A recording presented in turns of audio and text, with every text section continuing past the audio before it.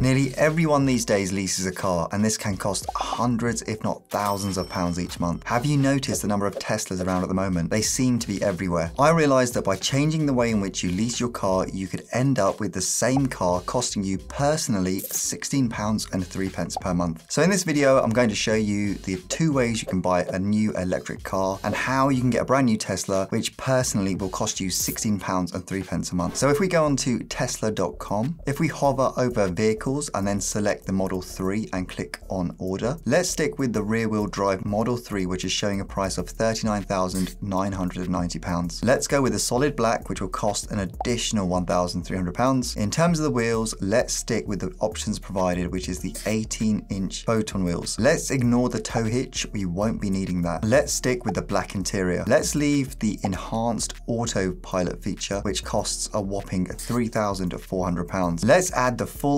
self-driving capability, which costs a whopping £6,800, as this includes the above anyway. Let's also add a wall connector, as we will need one, so that's another £475. With all those customized features, that brings our total to £48,090. Now, we could buy this car in cash outright at this price, or we could take a look to finance the car in our personal name or business name if we have one. If we click on calculating financing under a personal or sole trader scenario, then you can see the following. You can choose to buy the car cash for £48,090. This is a lot of money, and if you are an employee, all this money is after tax, so you need to have saved up this in order to buy the Tesla. Lots of people buy secondhand cars like this cash, but no one really buys new cars for cash because they tend to depreciate very quickly as soon as you jump in. A lot of people will go for the PCP, which is personal contract purchase, or PCH, which is personal contract hire. Now, all these terms can be confusing, so I wanted to quickly explain them. PCP, personal contract purchase. Personal contract purchase is similar to a hire purchase agreement, as you will usually pay an initial deposit, which in this example is £9,000, followed by monthly installments, which in this example are £605 per month for 48 months. What makes PCP different is that your monthly installments are paying off the depreciation of the car and not its entire value over the course of the term. Then, when you get to the end of your agreement, there is a final balloon payment that must be made if you want to keep the car. PCH, personal contract hire. Personal contract hire is a type of long-term rental that will suit you if you're not looking to buy the car at the end of your contract, and you won't need to change the car before the end of your contract. You lease the car for an agreed period of time by making fixed monthly payments, which in this example are £598 per month over 48 months with an initial down payment of £6,000. When your contract expires, you simply return the car. This is what a lot of people do because they like the idea of getting a brand new car every 3 to 5 years, hire purchase. In this scenario, you will normally pay an initial deposit, which you can see will be £10,000, and will pay off the entire value of the car in monthly installments, so 60 months. When all the payments are made, the hire purchase agreement ends and you own the car. This option tends to be less popular these days, as the monthly payments are usually higher when compared to PCP or PCH contract. In this example, they are £789 per month. Now, if we look at the business option, we get 3 options: a cash purchase of £48,090, PCP with a down payment of £9,000 followed by 48 monthly payments of £605, a hire purchase option with £10,000 followed by 60 monthly payments of £789. You can see that the PCP option for the business and personal is exactly the same. However, there is a big difference. If you buy the Tesla in your personal name, then you will be personally liable for all the costs. So you will have to pay the down payment, the monthly lease payments of £605 from your personal take-home after tax pay. You will also have to pay for the insurance and the costs of charging the car, plus any repairs or maintenance as and when they fall due. I was intrigued to find out how much the insurance would be, as there's been lots of press about how expensive they are becoming to insure, with some insurers even refusing to insure them. On Money Supermarket, the cheapest quote I saw was for £1,116 with the RAC. That's nearly 3 times what I currently pay for my own car, which is 10 years old and still going strong. So the cost of running this car on a monthly basis could quite might easily hit £1,000. That's £12,000 per year that you would need to pay from your take-home pay. Now, the benefit of running a Tesla through a limited company is that the limited company will pick up the following: the initial down payment of £9,000, the monthly cost of £605, the cost of the electricity, the cost of the insurance, the cost of any repairs and maintenance. That's a massive saving for you personally. You will get hit with a benefit in kind tax. The benefit in kind tax, or company car tax, is the tax on the benefit in kind that an employee is receiving by being able to use the car for their personal use. It's calculated based on the P11D value of the vehicle, its CO2 tailpipe emissions, and the employee's income tax band. To get the amount your company car will cost you in tax per year, you multiply the benefit in kind by your income tax bracket, so whether that's 20 or 45%. In 2023-24, the benefit in kind value will be £48,090 at 2%, so which is £961.80. So £961.80 at 20% is £192.36 per year,